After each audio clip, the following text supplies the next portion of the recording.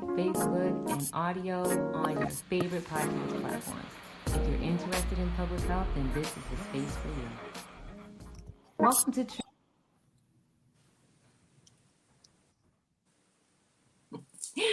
Peace, everyone. Welcome to True Health Live. Welcome to our season premiere. If you're catching us live, peace. If not, it's nice to know that you're listening on the back end and one of the many podcast platforms that we're on. I'm like getting tongue twisted, tongue tied, or checking out the video afterwards.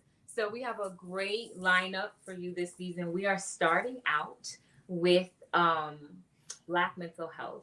But before we get into that, I'd like to introduce and reintroduce us. Like, we haven't been around for a while, and a whole lot of stuff has happened while we have been away.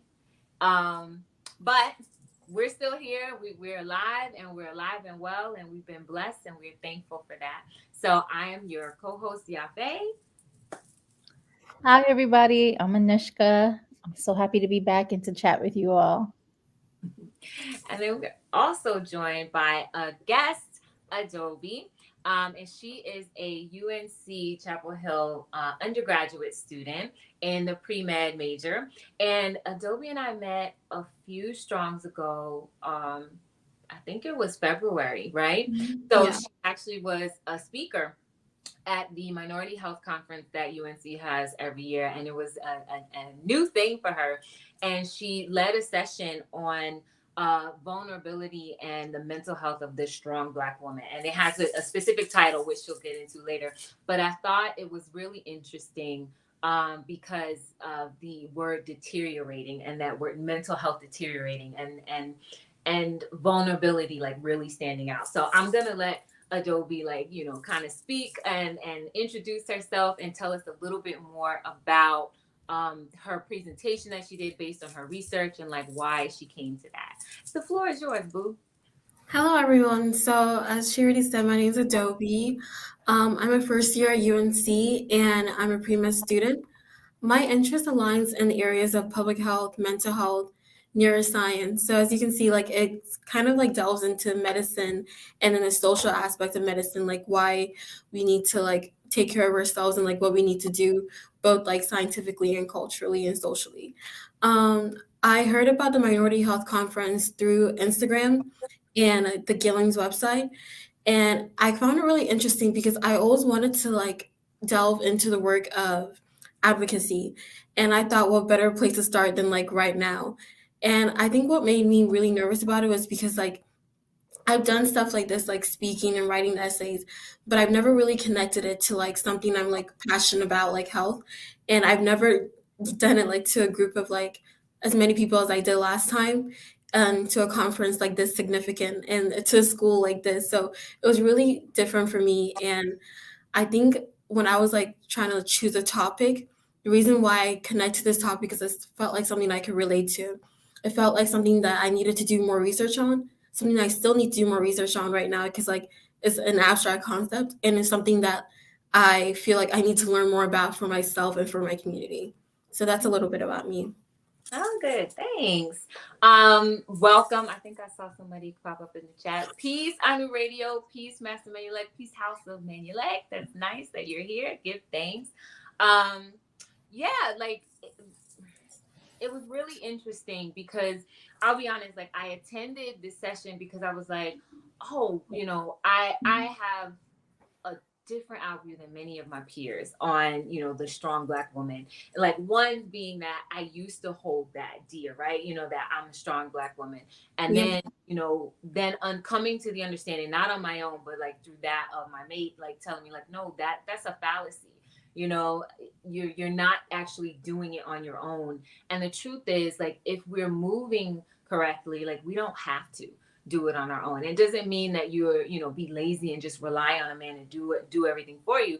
But it is, kind of moving into that vulnerable space. And again, like that's the thing that, made me want to reach out to you because just in the moment, there were some, crazy tech things going on. And you were like really, really nervous. You're like, I'm just standing here and I'm really nervous and I'm telling you guys this because I'm practicing vulnerability. And I was like, that is so sweet because how, and even to watch you, being older than you and like thinking like, I don't think I would ever have done that, had said that, because I would always move, and still sometimes to a fallacy, like move in this, like, I got it, everything's under control. And you were, and I actually thought that that was much stronger of you, to even say like, I'm moving in a space of vulnerability and I'm nervous, but I'm working through it, and I'm just telling you guys what's happening with me right now. So I thought that was amazing. Thank you for your comment.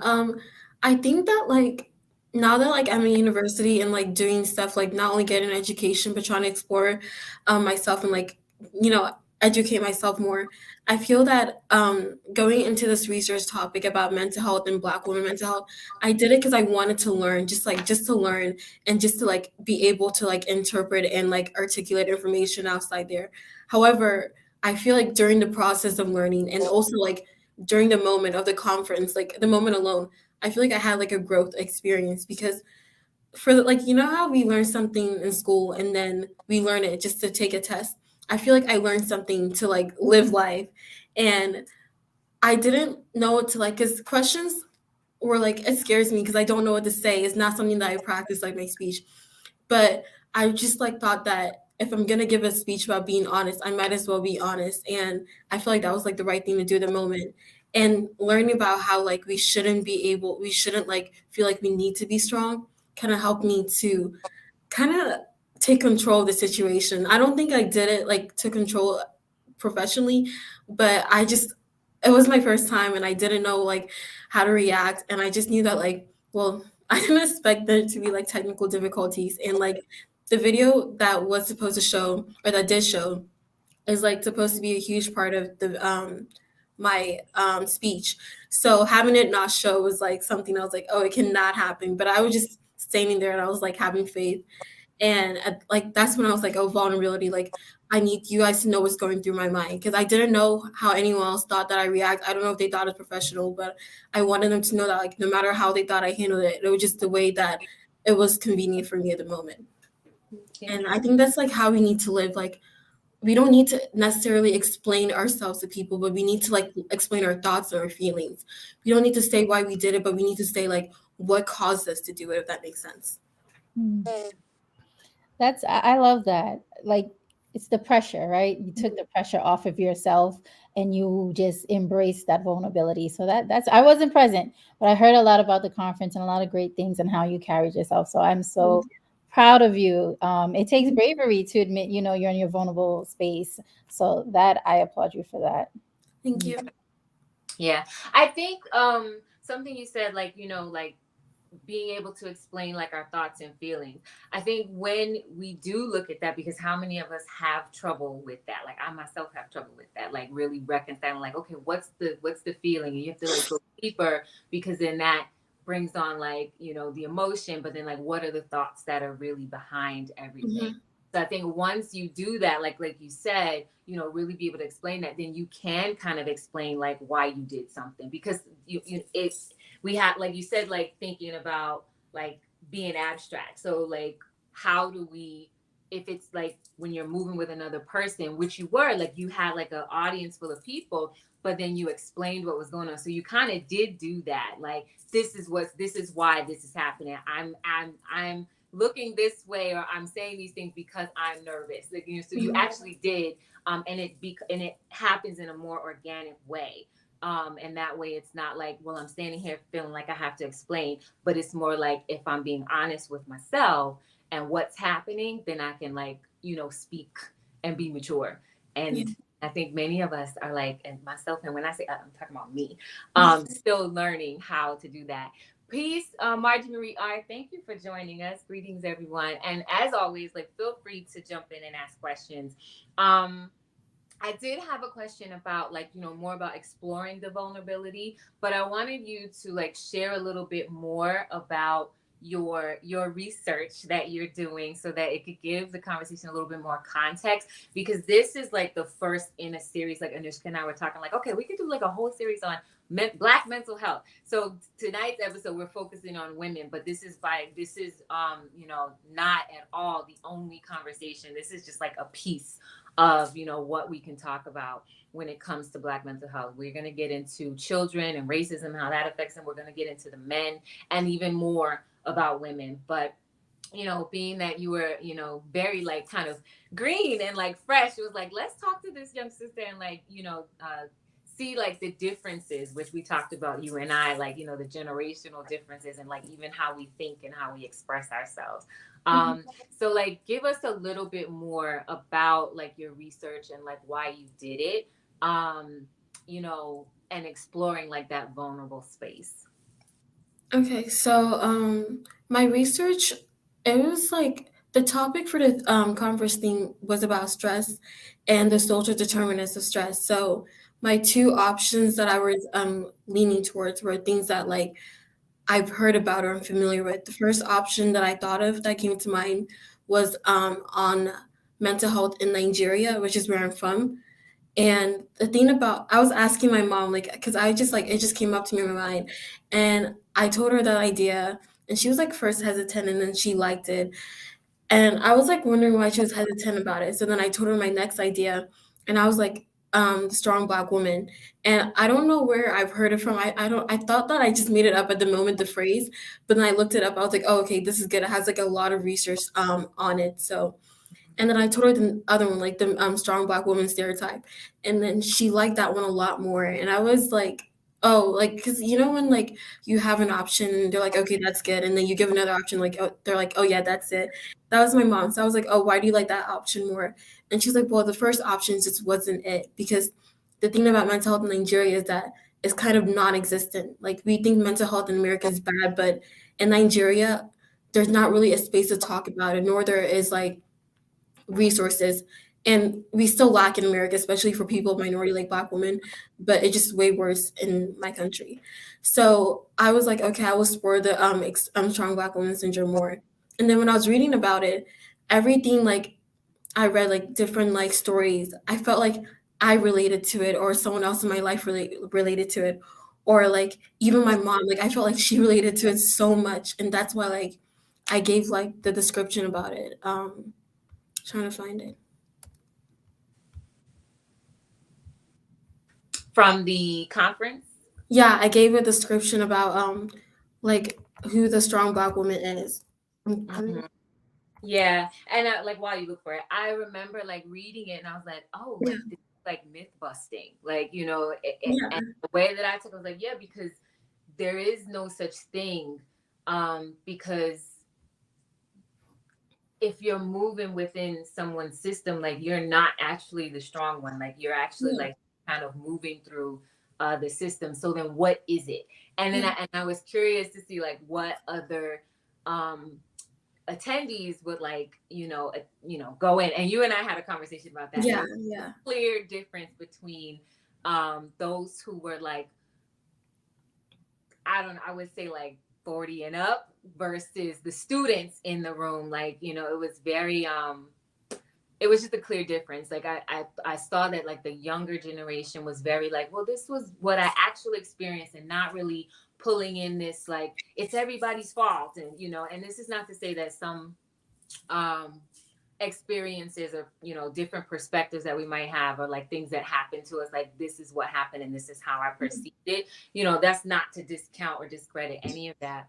At the same time, it was like there seemed to be like this if one comment is made about like how we're victimized, everybody kind of jumped on it, and it's just like that's not the case all the time, and there has to be like a level of honesty. It can't just be. And you actually like responded to one of the questions. Oh, we have a thunderstorm. I don't know if y'all heard that, but the sky literally just opened up. But there has to be like a level of honesty when we're talking about and also like really like clear visions and like discernment when we're talking about our experiences and not always looking at things through like a victim lens. And so but did you find what you're looking for? Yeah, I found what I was looking for. Yeah. Okay. The victim mindset, something that we should definitely get into later in this interview. But so the whole point of my research was to like foster an understanding of what like what the strong Black woman syndrome meant. And what I came up with is I aim to foster a deeper understanding of how misleading the word strong can be. Although it might first come as a compliment to people towards Black women, it can be a way for society to say that as a strong Black woman, you have to overcome so many obstacles. But it's also a way for them to add, since you have endured so many obstacles, why not endure more? Why not tolerate more? Why ask for help now when you have been independent all your life? And I wanted to explain through my research that though the strong Black woman is thought of as a hero, they can be the older sister, the everyday being, the daughter of immigrant parents, the first generation college student, the single mother, the tolerating wife, the highly educated, and the woman that you walk past every day on the street or on campus. So the strong Black woman is literally anyone that you can think of.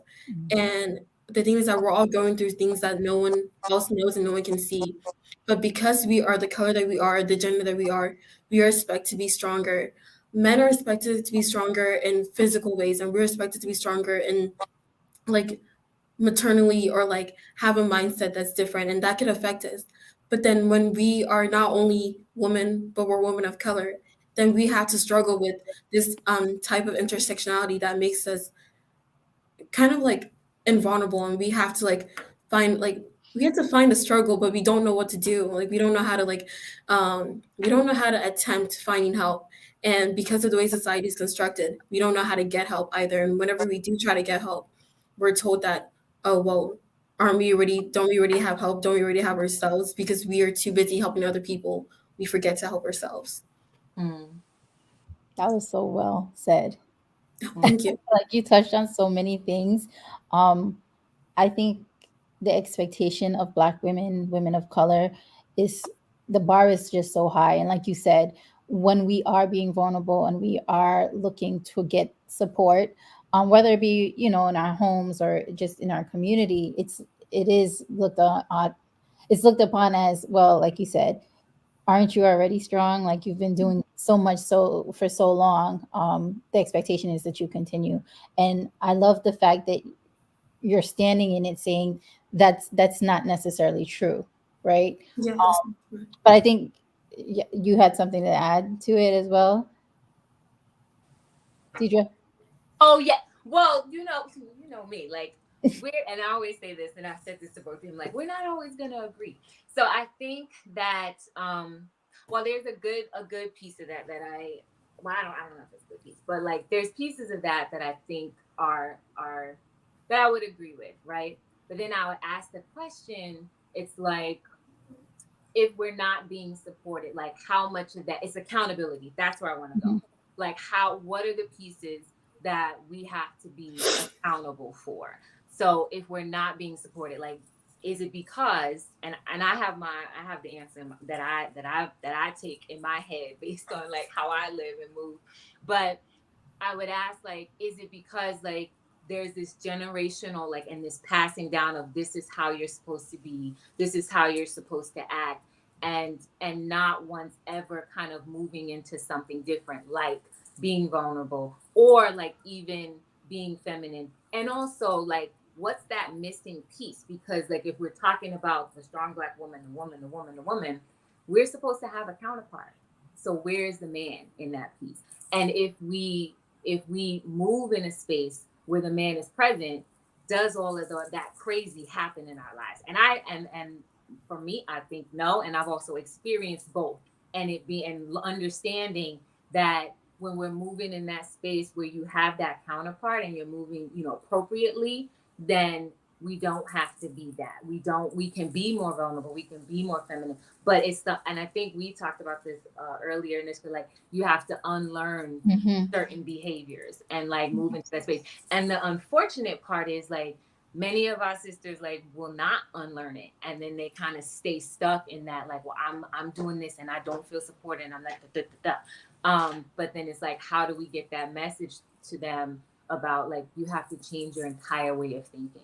It's not just you. We're supposed to be mated. We're supposed to be moving as a unit, like as a family.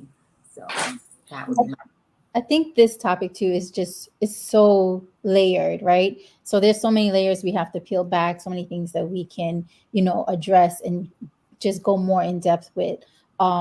And I do agree, like some things we do have to unlearn, and it's hard. Everyone's learning and unlearning is very different, and it's the same. It's a concept too. Like as you get older, it's harder to change your ways, right? So for someone younger where their minds are like absorbing things like a sponge, it's easier to teach, right? It's easier to teach and lead, and they have more opinions that can develop themselves. Whereas if you're older, it's like you've been doing this for so many decades, and years, that it's like, this is who I am, so how can I? It can be challenging, not to say that it's not doable, because it definitely is. And I think it all goes back to the personal preferences, and for that person and individual, like it's like when you're fed up of being fed up. Like I'm tired. Like I always say, I'm done with being a superwoman. I want to retire this S and just be a woman, right? I don't want the S on my chest anymore, because I all those boxes that Adobe you mentioned at the beginning of what can define a Black woman, right? I check off all of that, right? A single mom, being independent since I was younger, a child of immigrant parents, first generation, all those things. And so for me, it's been independence from childhood, being the big sister, having before I had my daughter, I had my younger sister.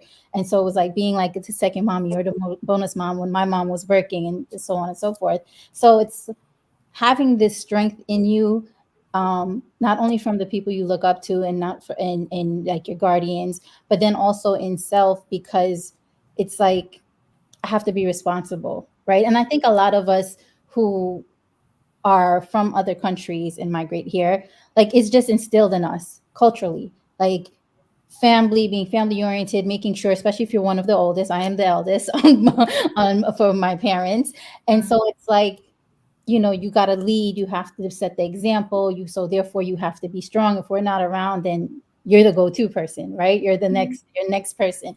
And so that was a lot of pressure for me coming up.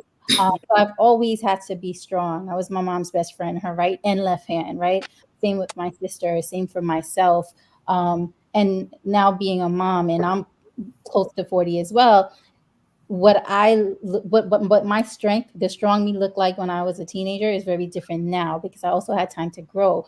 And again, I am also educated in not just, book smart, but worldly things, right? Our real life, day to day living experience.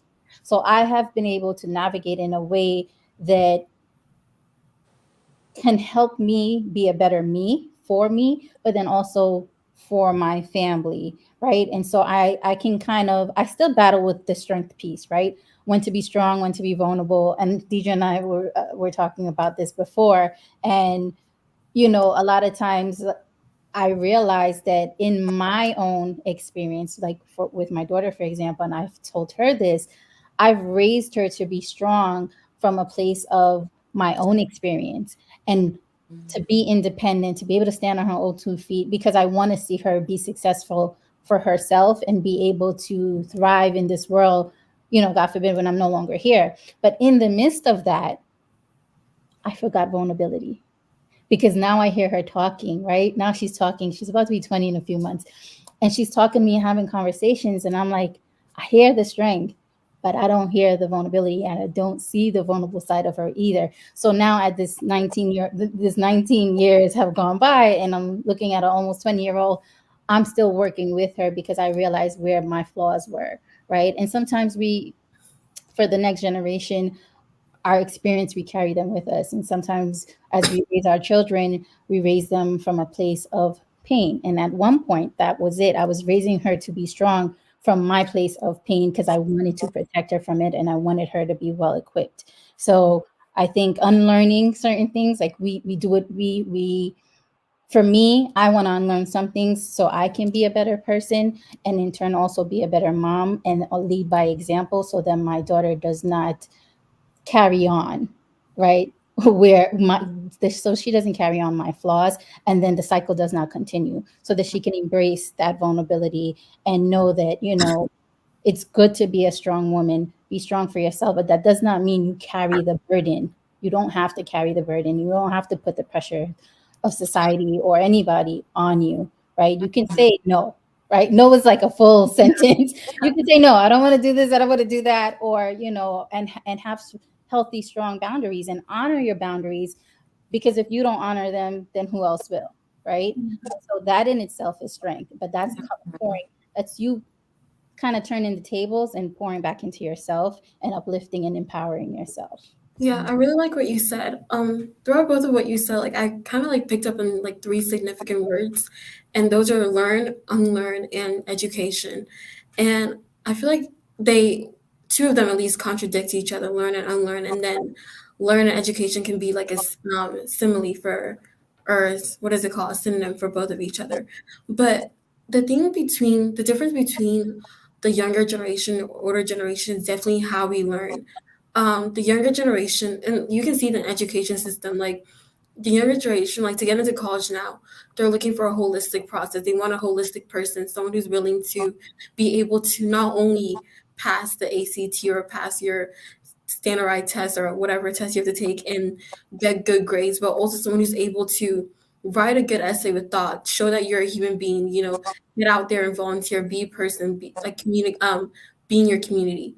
However, whereas back in the day, the older generations, to get into schools, what they had to do was take a test, get good grades, and that was the main part, because not many people could do that. But now we're more developed human beings and we can do that.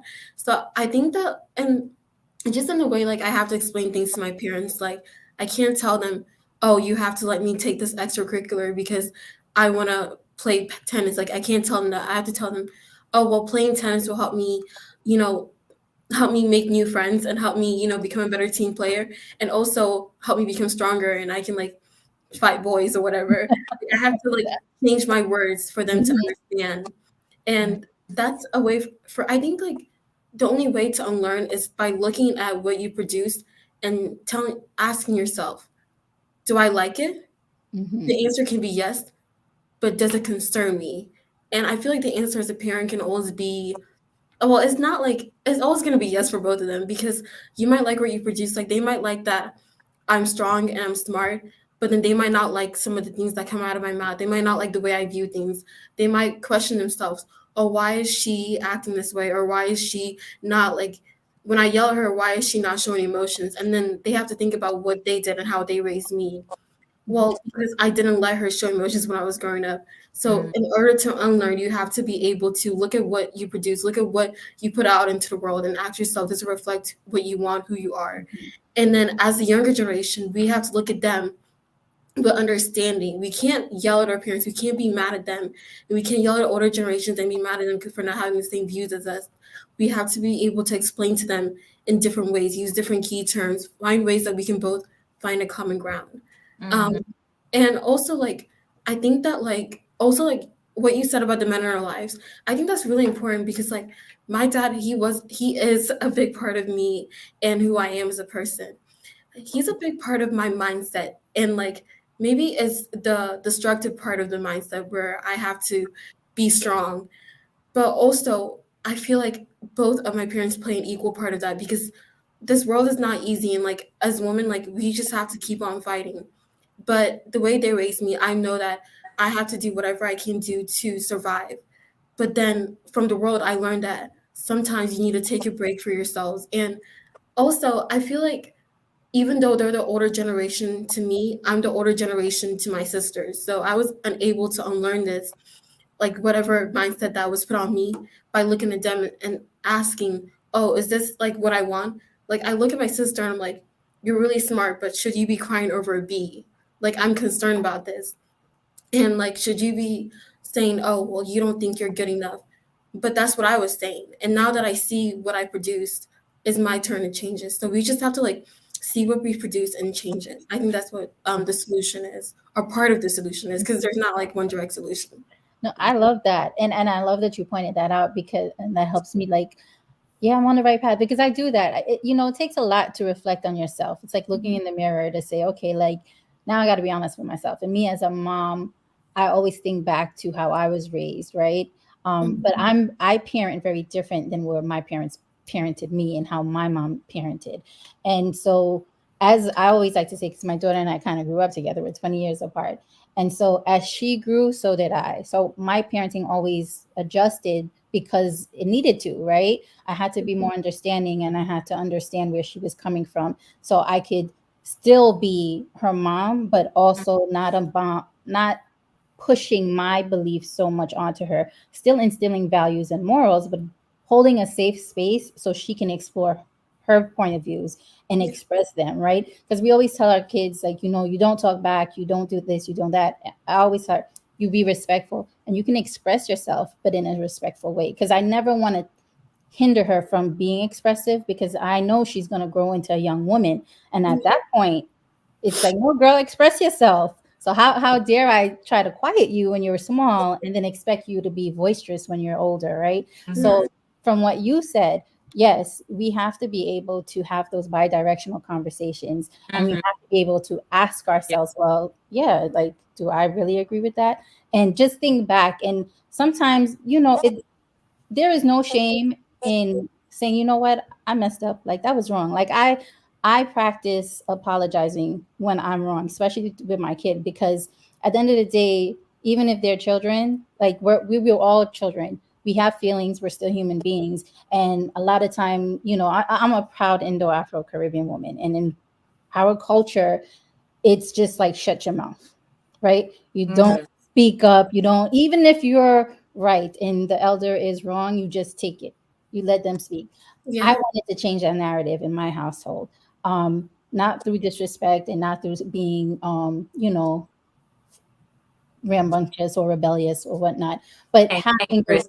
those, right, just having those healthy conversations where I'm respecting you as a human being and you're respecting me as a human being, and nonetheless, like, I'm your mom, right? I'm your parent, and no matter what, I got your back. And if I'm wrong, I'm wrong.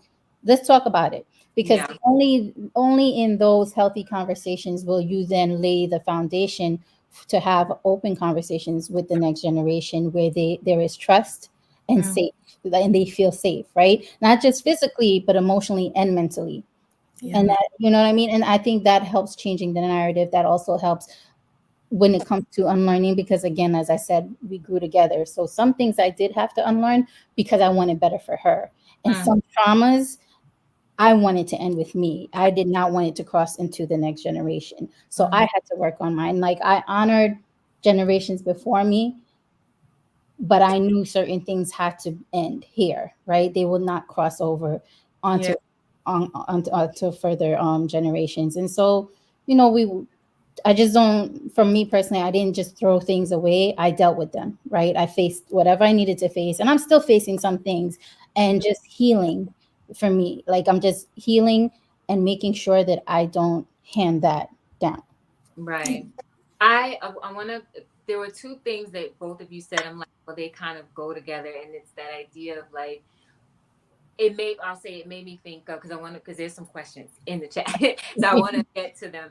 But it did make me think of like when you talked about your family, Adobe, and it's like, you know, outside of it, because there's, like you said, Anushka, this is very layered. So there is that, dynamic between elder and junior, or senior and junior, right? And like breaking those curses and knowing like how to discern when you have to break away and evolve, because we're here to evolve.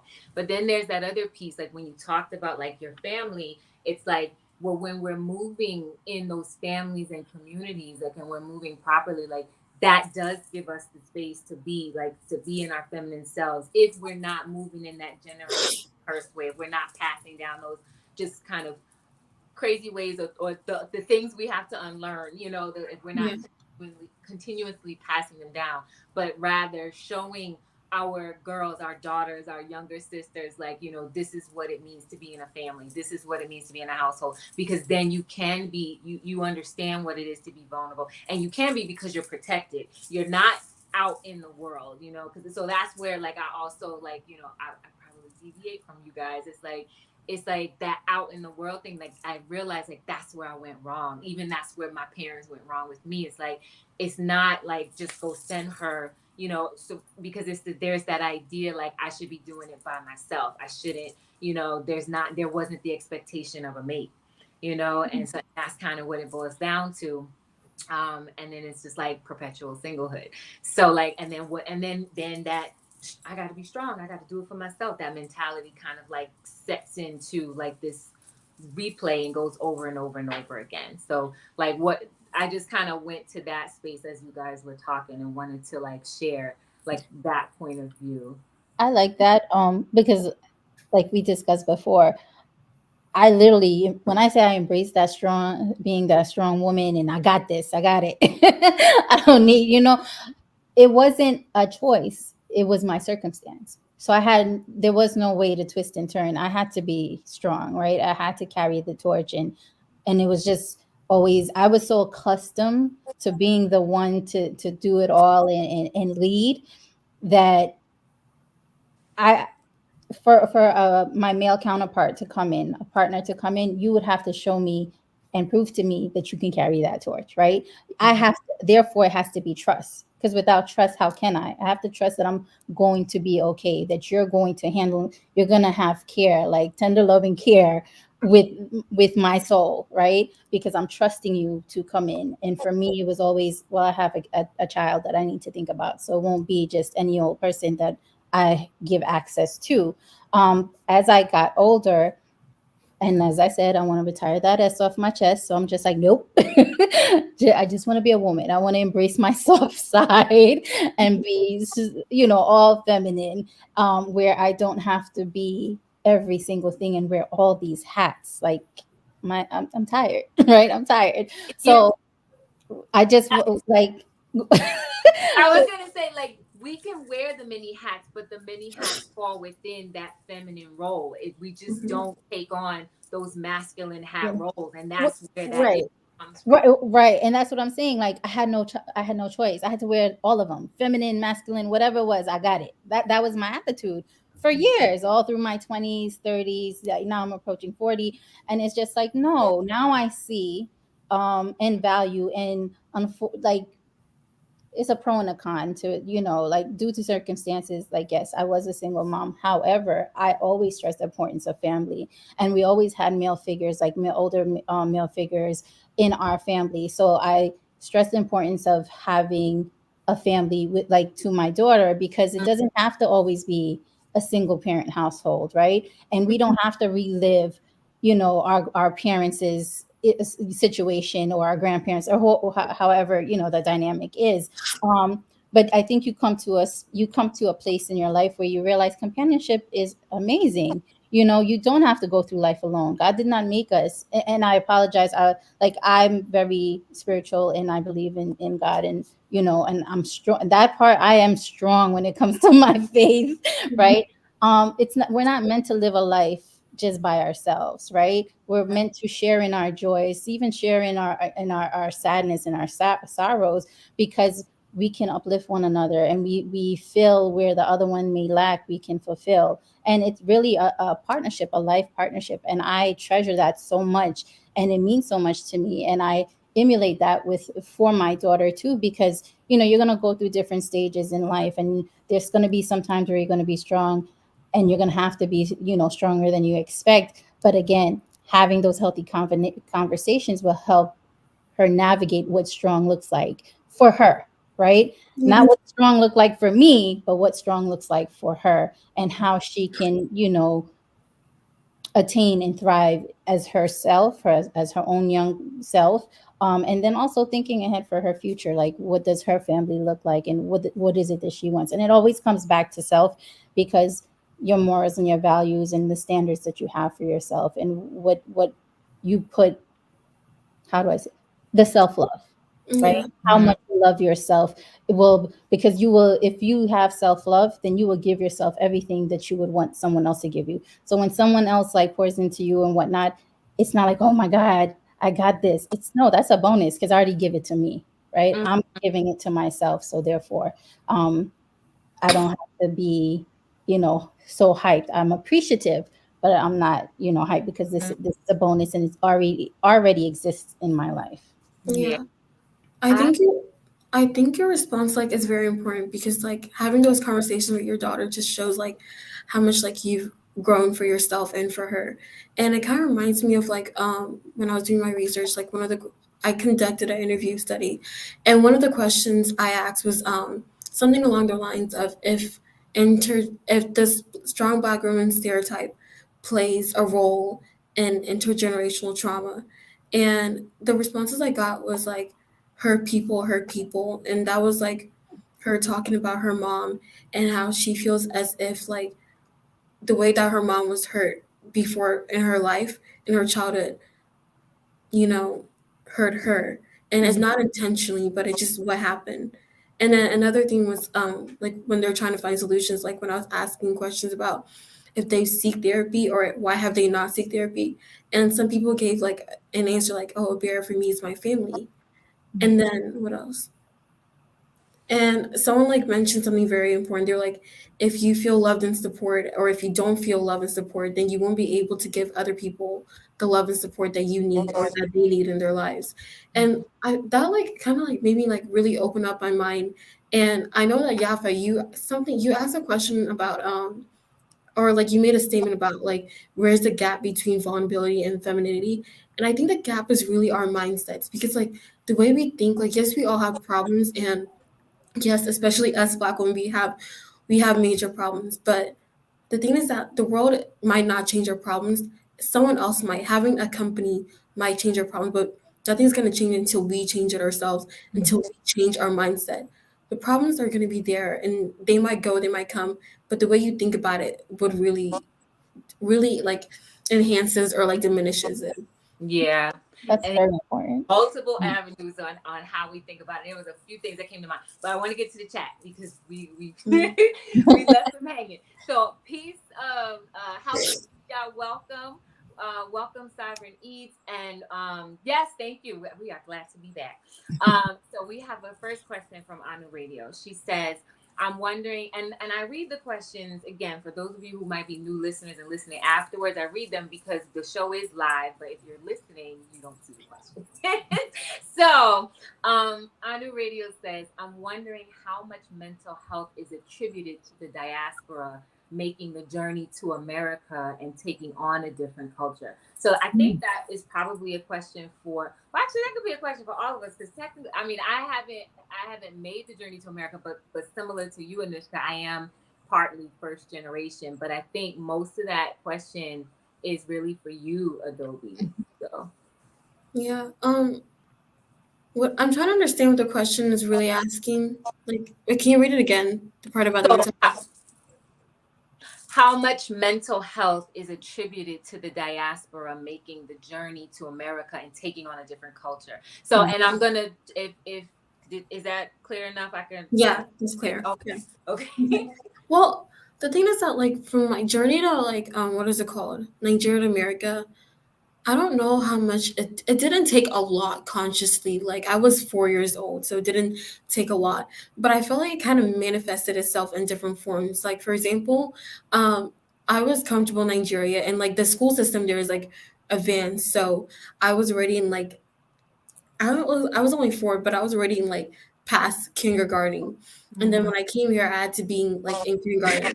So already like when you're introduced to a new school, like when you're new, huh?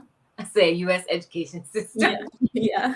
So when you're like introduced to new school, like as a new student, that already can be like a huge burden on you because they're like, oh, this is a new student, and be nice to them. But then for me, it was something a lot more different than like what I've seen. It was like, this is a new student, be nice to them. They may not speak English. They're not from here, and it was just like different because like I spoke English, but at that time I think like I had an accent and I spoke faster than I still speak faster, but I spoke faster than my peers. So the treatment was always different, and I think the way that like my mannerism was like interpreted differently. Like if I was to like say or do something, then it would be a big deal, and if they were to say or do something, then it wouldn't be a big deal. Like for example, I remember like, we learned things in kindergarten, whatever, and we learned this one thing, and it was like the definition called oddball, and then they were like, "Oh, that is you, Adobe." And how I reacted to it was I didn't like it, so I said, "That's not me. I'm not an oddball." But when the teacher heard that, what do they do? They just support it. They supported the student, and they're like, "Well, you are an oddball. You are foreign." But I don't think the problem wasn't that, oh, I am or I am not foreign. I am not an oddball or whatever that is. The problem is that like there was no support given towards me. Like every time there was a problem or situation, there was no support given towards me. So automatically, I was put in this place where I'm the misunderstood child, or I forgot what the term is, but I was just misunderstood and different from other people. And now not only was I different by my skin color, but I was different socially. It was hard to make friends. So it took a lot, and like especially because for my parents, like they put me in the private Catholic school because they wanted me to do better. They wanted me to be better, and they wanted to just like uphold a high education system, which I understand. But the thing is that if you already like you come in a new country and then you already put in a school where you're like one of two black people, it's gonna be a lot harder. So that was when I had to like see like am I going to be able to change how I behave? Am I going to be able to stop getting in trouble if I'm still here? And I could have probably, but I felt like the thing for me was to like put myself in like, because I was tired of being strong. Because me being strong then, do you know what it meant? It meant that I had to still get in trouble. I had to like put up this mean face. Like I had to be unkind towards my classmates because they were unkind towards me. And I couldn't like every time I did try to show, oh, well, I feel upset. It was always like rebounded. Like it was always like you don't have a right to feel upset. So then what do? I cause trouble again. And it's just like a recognized pattern. And I couldn't explain it at that time. And I still don't think I've explained it like fluently to my parents. They just thought I was a troublemaker when I was younger. But what I did was I told them like the night before school, I just cried in my room. I was like, I can't go back there. I can't go back there. So they moved me to public school and everything got better. Like I just found a community and I became the good kid, the straight A kid. And it's all because like your community. Yes, I got like transferred from Nigeria to America, but I also got transferred from a community where I was outcasted to a community where I am accepted. And I think that my mental health, I don't, it just like, it's a lot because when you're 4 years old, you don't even know what the term mental health means. All you know is what what you've learned so far in the short span of your 4 years of life. So the way you and like no one cares about your mental health as a 4 year old because they only see you as this little child who knows nothing. So anyhow you behave, any way you act, they don't think, oh, it's because she has mental health problems, it's because she's suffering. They think, oh, it's because this child is troubled. So that's what my answer is.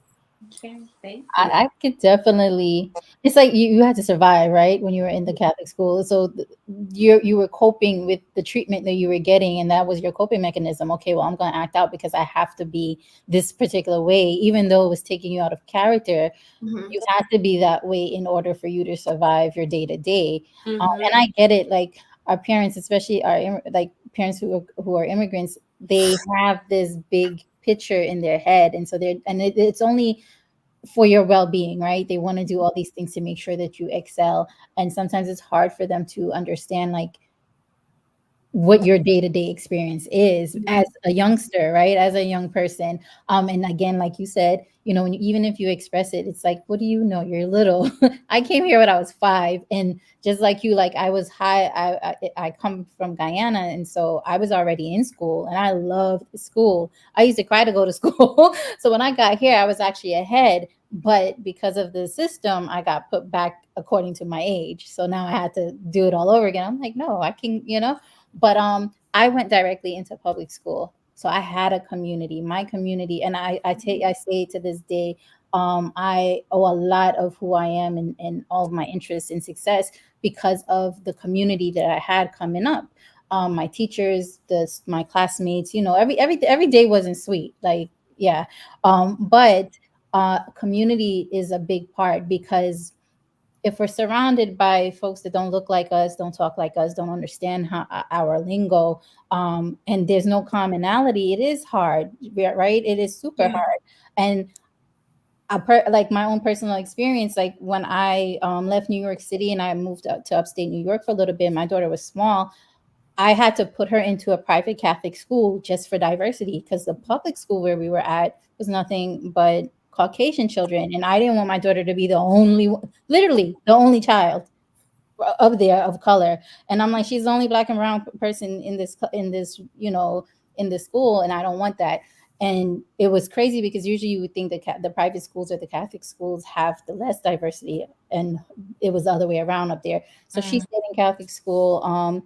Until we moved back down to the city. And I know how good the diversity was when I was coming up. I know how impactful it was for me to see the people that look like me and talk like me, and people who I can relate to, and have friends who understood me and we understood, like, we culturally, right? So not only my Caribbean culture, but now my American culture too. I wanted the same thing for her. And my daughter had, like, our family is very diverse and we're mixed race and whatnot. And so I wanted her to have all these different aspects and experiences and be proud of who she is. And even though we at home can teach our kids to be strong and to, like, be strong minded and know who they are and know their self and identity, as a child, it's hard to navigate that, right? Because you're young, you're all young, and you're just going through these waters. So I definitely understand what you meant by that, and I'm happy that you found your tribe when you got to the public school, because that, I'm sure, made an impactful, a positive impact on you, and and like you said, you were able to then get back into your character. You didn't have to fight. You didn't have to go through that, like, struggle mentality, not struggle, but survival mentality, of fighting your way through, and just have to be unkind to people, because now it's just like, no, they get me and I get them. And even if you didn't, you were able to talk, right? Yeah. I also like I thought, well, no, I shouldn't say I thought. I think, like, even to the question, like, I guess I should say I wonder, like, because you're moving from one culture, like coming from Nigeria is a culture shock. You're moving from one thing to another, and that other thing, you experience like two different versions of that other thing, but they kind of feed into one big monster that is the West. But would that even be like, something that affects your mental health, like coming from something that is more wholesome in a way, where you're with family, you're with people who speak like you're with people who practice the same culture, and then coming all the way across the waters to this Yeah. land? I think I have two different answers for that. My first answer has to be, I always thought of like culture shock and like what it meant. And I kind of feel like I didn't really experience it, or I feel like I wasn't necessarily one who experienced culture shock. I feel like people around me were culturally shocked by me.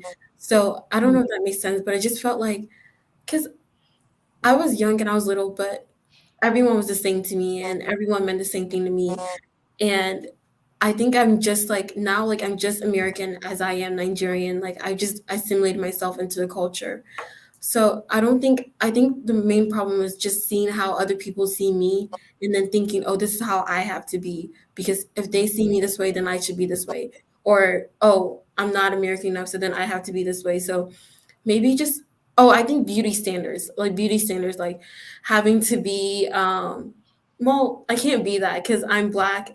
I have black eyes, black hair, but then people that were seen as pretty or perfect, no matter what, were the opposite of me. So I think the culture shock was just like me not being the way that I thought was good, and then can never be that way. So it was hard to accept it. But then I grew and like I learned to accept it now. Yeah. All right. I'm gonna take some of these questions. We're gonna take these last couple minutes and we're gonna try to hit up these questions because they're very good. So, Master Manuel says the word strong reminds me of the concept of a governor in a mechanical engine. Mhm. Thing about mechanical engines, but the governor seems to be a part. Among other things, the governor limits the top speed of vehicles to protect it from damage. Thank you. So then he goes on to say, strong not only advocates overriding one's governor, but discourages seeking out support while also promoting chronic singlehood. And I would agree, like that's that wearing those hats that Mhm. I'm gonna be strong, I'm gonna be like a man, and like a man doesn't want another man, like a man, as a heterosexual straight man does not want another man, like because that's what we become. We just become like men with dresses with wigs on and hair, and that what does that make, how does that make us different from other people? So it's like they want that feminine, they want that vulnerability, like it's, at least that's what men tell us, like, so we have to like listen to what that is and not override the thing that's supposed to keep us, like, in place. Can I tap into that real quick? Um, because, like I said, I had, due to my circumstances, I had to wear both sides, right? But I found that even in a past relationship, my most, which was over like 7 years long, I found that because I now know all of this stuff, like I have all this new knowledge and experience, I had to quote unquote fall back a little. So I was like, no, and I trusted this person. So I'm like, no, I want him to lead, and I'm going to do that. And in the sense of unlearning certain things, like we talked about earlier in the conversation, I knew, and I would say to myself, I have to change a few things because I don't have to be so strong anymore. I have a partner that is willing and wants to take some of this burden off of me, or wants to help and uplift, right? Um, to then find a little shortly thereafter, I found myself sometimes quieting myself a little so that he can feel masculated, Mhm. right? And so I think in the times that, like, I think it's such like a, it's like a limbo space sometimes with women who have always had to wear those hats, or always had to be the strong person, regardless if they're single or not, or if they're like just in a family dynamic where it makes them, where it puts them in a place to like grow up fast and carry the torch and make sure everybody's taken care of, advocate for everybody, regard, like, whatever the situation is. And we grow and become women who are now, from strong young girls to now strong young women to strong adult women. It's kind of like shaky waters sometimes, or funny, like the way how to navigate it, because I just found myself like, wait, why am I can't minimize who I am so you can feel big. Like I can't make myself small so you feel big. And I think sometimes, like, it's just tricky that when you are trying to when you're trying to get away from the masculinity and really embrace your feminism and your and just being a woman and giving the rest to your partner. You can do that, but you have to make sure that you're not making yourself small and losing who you are in the process, because then it's like, no, that's not really what we want, right? We want to honor our partner, honor our spouses, or the man who is in our life, who is taking on a leadership role, but he has to also be equipped to do that, just like we have to be equipped to be the feminine part, his feminine counterpart, and be able to do all the things that we're supposed to do. So I just wanted to like put that out there too, because that's something that I think women, like strong women, do face as well. It can get tricky when you're so, again, when you've had all these years to do it by yourself, and that's the only path it can kind of be challenging at times, and you don't ever want to take away from who you are, but also you have to be open to giving some things up, but let it be in a healthy way, let it make sense, and make sure that that person is on the same page, like you're both on the same page, and that Yeah. you're not eating egos, right? Like we got to take away the ego and um the power, that like the power ladder, or you know what I mean. I think that because I'm not gonna. Okay, there's mad comments, but I think that that's exactly what is being said. Like, but because if because, and maybe this, we can continue this conversation, because again, this Black mental health is going to be like an ongoing conversation, so that maybe that's something to build on the next show. Like we can like put a pin in it and go further, because I think that that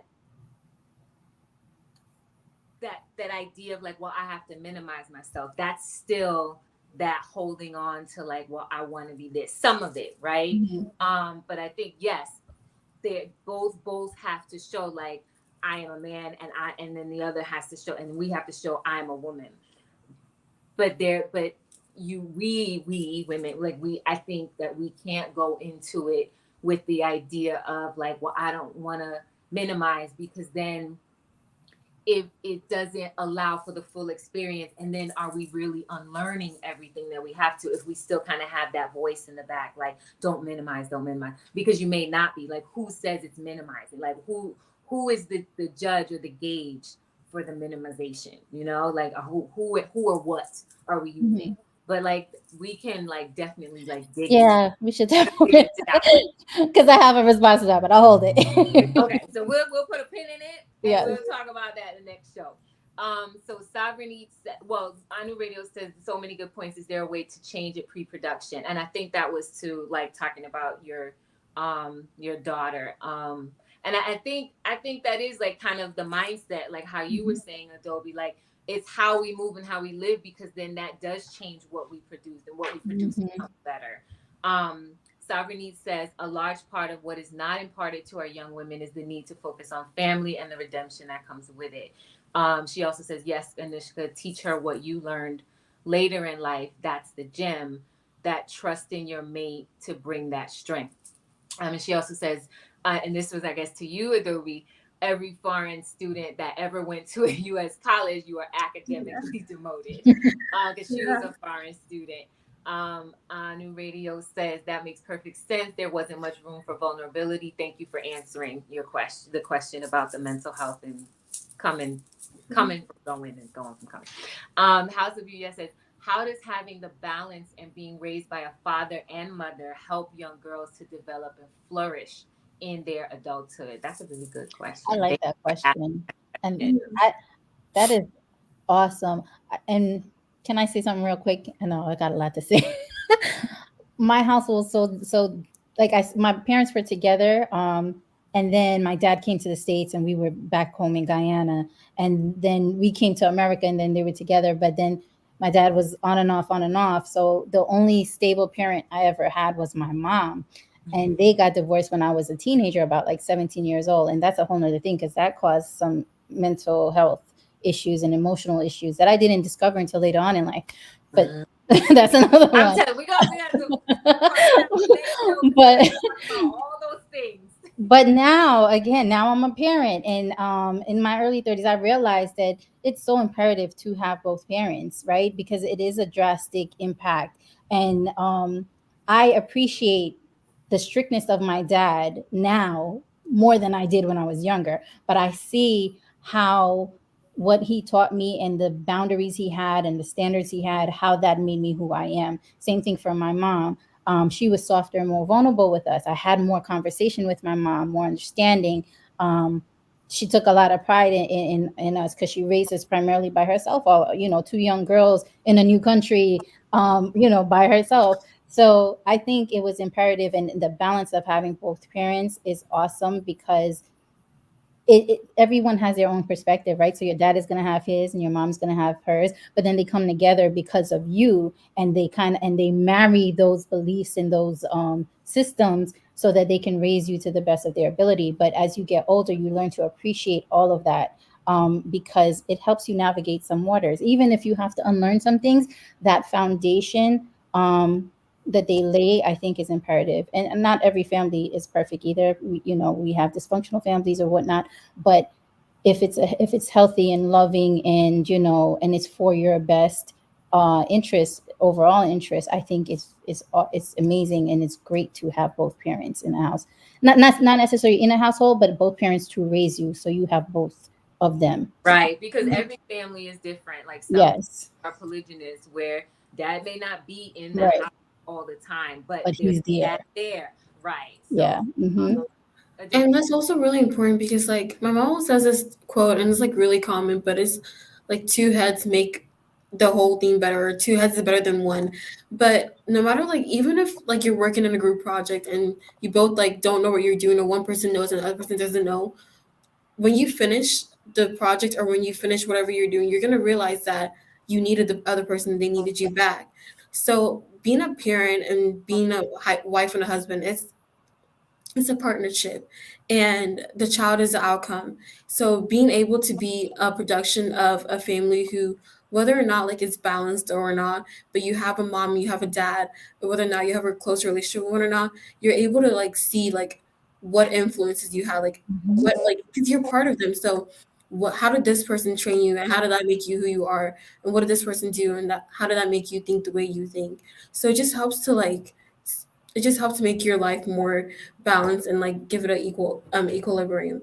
But if you do have one parent, and that parent has to service both parents, then it also I mean, there is an imbalance there, but it's not an imbalance towards the child. Always, sometimes an imbalance towards a single parent because it's hard to navigate, and then you have to figure out, oh, what should I do? Like, how can I be the mom and the dad? And then like you feel like you're giving up part of yourself to like take care of your child. But I think that if like it's done well, then the single parent like becomes like both of the parents, and I think it's really amazing. But it definitely is easier and better and more balanced to have like two parents in the house for the mental health of like everyone. Yeah. I, Mhm. I gotta say though, I think oh gosh, I lost my whole train of thought, and it was really something I wanted to say to what Adobe has said. Oh yes, I don't think I used to think when I was younger, when I was much younger, oh yeah, I can be both. I can be the mom and dad. Honestly, no, you can't. I can only be the mom. I Right. can never be my daughter's dad, and he can never be her mother, because all I could do as a single parent was love her enough to be able to cover her for both of us when he couldn't, right? So I was able to cover me and him, so therefore my child was covered, but I could never be her dad because I can't fill those shoes as, like, you know what I mean? And just like he can't be her mom. And I say that now, more with more wisdom and more experience and more knowledge, and more of knowing me and who I am as a woman, but also as a parent. I could never be that. So that 20-year-old that was like, yeah, I'm her mom and her dad. No, I had it all wrong. I could never Yeah. be that, right? And this, I can just be thankful and thank God that He has given me enough to where I can cover my child on both of our ends until, dad could do the yeah. same mentally, physically, emotionally, financially, so on and so forth. Yeah. And this can also be the same, not only like in the aspect of mom and dad, but in the aspect of us as like individuals. Like I can't in college I'm thinking, oh, I have to be independent. I have to be by myself. My parents are so many miles away. I have to be my own parent. Like, but it's Mhm. not true. Like I learned from first semester, I'm learning it right now too, that I can't be my own mentor. I can't be my own professor. I can't be my own friend. I Mhm. can't be my own mom. I can't be my own dad.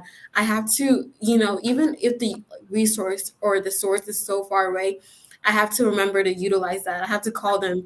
I have to go ask dad for help, or like let dad. I don't ask him to yell at me, but I have to let dad yell at me. Let dad get me back in place. Let dad ask me how am I doing, and I have to let mom like ask me how am I doing, like if I'm feeling okay. And instead of just saying I'm fine because it's a phone call and I don't feel like it's the same effect, we have to like college students like and people who are living far away from family or friends they know, we have to be able to even use that phone call and be open because I don't know, like I had this conversation with my mom over a short break and I was talking to her more because there was more time. And then she texted me and she was like, I'm so proud of you. And I was like, why? I didn't even do anything right now. And she said, because I've seen how far you've come. And I feel like even if your parents or whoever you know that's in your life, mentor, whatever, is far away from you, allowing them, being vulnerable, and that's being vulnerable means like being the key is to like, have open communication and to have self-awareness. So if you can openly communicate with them no matter how far away you are, they will be able to see how much you've grown. You will be able to see how much you've grown. And if you can be self-aware, like recognize that you have problems instead of saying, oh, I'm fine, everything is fine, I'm happy, saying, oh, this is a problem and this is what I'm going through, not even to find a solution, just to be aware of it. And it doesn't mean like you have to manifest a victim mindset. It just means you have to acknowledge it. Hmm. Yeah. And also like about the victim mindset, like it's not like healthy to have because like just having that mindset alone lets your problem stays even like longer and lets it like last longer than it needs to. And I was talking to my friend and she said something about how she has this manifestation mindset and she learned about the lack mindset or the lack manifestation versus I forgot what I called it, but I called it the lack versus the abundance. So the lack mindset means, oh, you're thinking, oh, like we're broke college students. We don't have enough money. We don't have enough money. Like, oh, I can't buy this, even though I need it. Like, I need this food. We don't have enough money. Versus the abundant mindset. Oh, I have enough money. I'm gonna buy this because this is what I need right now.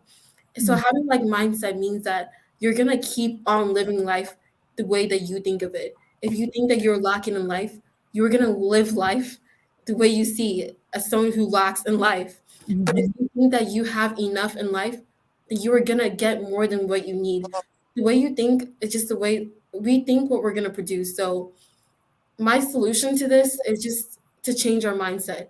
We're gonna have issues and problems in our life, but if we have the strength to recognize it and to be willing to acknowledge it, then we would have the strength to solve it one by one.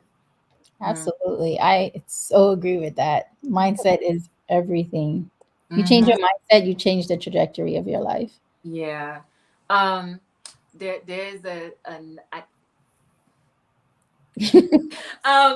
I had a thought and I just lost it. But I think you spoke on it, like, I like, so you said like two heads are better than one, and like I would even say, like, in the words of Chief Yuya, four hands are better than two, when it Mhm. comes to the father and the mother.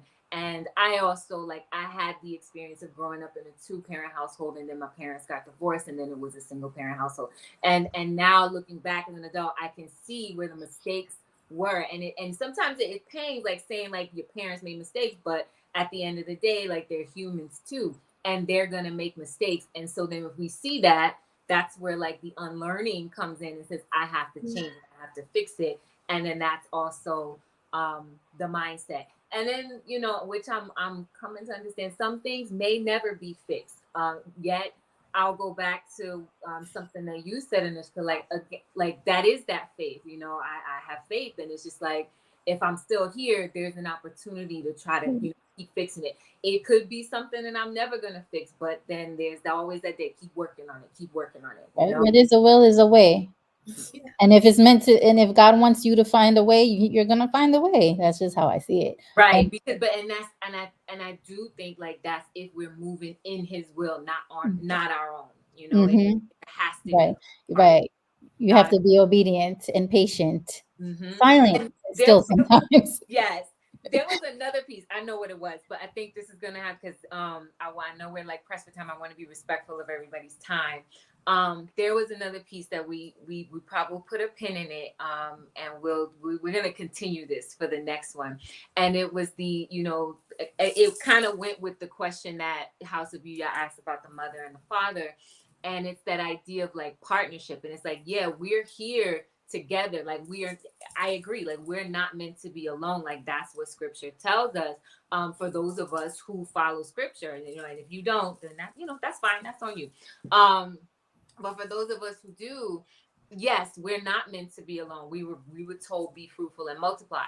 But then there's that piece that I do think that we I don't know if the word is, if we kind of get it wrong. And I think that is like the world, like, and being that strong woman, and that world kind of that's that piece that won't let go, because it's not really a partnership. If we follow, like, we're not supposed to be alone, and we were made for one another, we go back and we see that Eve, or Hawa, was made to be a helpmeet. She was not made to be equal. She was made to be a helpmeet. And I think that's the piece that we kind of lose all the time. But we will talk about that, because I know, like, that's a real deep part that a lot of times kind of like it gets uncomfortable. But I do think that is a piece that kind of it moves into the mental health of Black women, and like how we move, and like what we want to accept versus what we don't accept, and what we know and versus what we don't know, and and the list goes on and on. Mhm. So we'll definitely put a pin in that. And I'm gonna just go through the last of these comments. Sovereignty says, oh, she said, this is making me think of an amazing series that Chief Yuya is leading right now on the science of righteous family. It digs into the impact of family and how it forms our behavior and mindset. So for those of you who are listening, and those of you who are watching, and also like Adobe and Anika, like, you can head on over to the Anu Life Global Ministries YouTube channel and check out the series. There are 2 videos right now that's on it, and it's about the righteous family. And while we're at it, you're welcome. House of Yuya says thank you for answering the questions, ladies. And also Anushka Anu Radio says thank you for clarifying that. I think that was when you said you could not ever be the father. Right. I think that you put that in. I'm trying to keep, because we late on the We comments. are. I'm trying to keep The good conversations. yeah. It's a great topic. Yes. So I did want to share, like, just some not, I guess, like not housekeeping, but like, I guess a message from our sponsors. For those of you who are following us, make sure you like, share, and subscribe. If you're enjoying the conversation, if it's interesting to you, make sure you like, share, and subscribe this podcast, whether you're listening on Apple, Spotify, Amazon, or you're watching us on YouTube. Like, share, and subscribe. I would also invite you to like, share, and subscribe to our other partner channels and channels related. There's Master Menulek. I don't think that he started his art back up again, but he was in the chat, but then he wasn't. So I'm not sure if art started, which is why I try to like move along because it starts at 9. But if you are interested in art, you can definitely visit Master Menulek on it's Master Menulek Art on the radio. You can put it in the chat because I don't want to butcher it. On Instagram, he does commissions, as well as Margie Marie Art Online, who also does commissions, and these are members of my community, and they also provide like really, really gorgeous artwork for commission. So that's for those of you who are listening. You can find them on IG, Instagram. You can find them on Instagram and TikTok. There's also, make sure that you visit the True Health Live podcast page and also divasilly.com. Download your free copy of the 10 Points in Public Health, and you'll get that for free, for free 99. And it goes through a lot of different, 10 different examples of public health in our lifetime. So with that, I'm so grateful. Like, thank you so much, Adaobi and Anishka. Like, this was a really good and interesting conversation. Like, I think the goal for season 4 is to make it, more like hard hitting. We're gonna toe the line a little bit more because we use and we still have fun. We want to have fun, but also like hit like some of the very uncomfortable topics as well, and just kind of speak on them and get them out there. Yeah. So thank you so much. And I know like Yeah. you were nervous, but One more question. Well, thank you so much for having me. You are so welcome. I am so glad that you There's came. a question. Yeah. One more question. Are there any upcoming health initiatives that you are a part of, Adaobi, that we can support? Right now, like not really. I am working with Yafe with the Red Wrap organization, and it's a ministerial health product initiative. So we would like support for that. My job is to like find shelters and also get more period stories. And also I would also like to make it a bigger initiative. So like I think that's what we're working on. But we want to focus on the triangle area from our last conversation. And she also like is willing for me to like bring it to UNC. So for UNC, I think I would like to get more like period stories around like I already asked like a couple of my friends, and also like maybe do like a ministerial product drive. So that's what I want to do. And also, I was like thinking back from high school and like what I wanted to do, and I remember that I would also like to be like involved in research. I think some of you guys know what like sickle cell is, but I'm a carrier for it, so I wanted to like know more about it, and like like in my scholarship award, I think I said something about how I wanted to find a cure for sickle cell. It's a big dream, but I go to a research university, so I just want to be more involved in research. So if anyone's involved in research and wants me to be a part of it, I will be willing to. Or if anyone just like needs help or any volunteers or have any internships, I'll be willing to. Yeah. But anything good for the community, anything good for the public health. Yeah. Awesome. Well, we'll connect offline. Yes. I know. I would just say, just stay on. Like we'll end, and you can stay on. We'll chat backstage. Thank you so much, everyone. Thank you, everybody. Good night. Good night. Good night, everyone. Peace. Thank you so much for watching.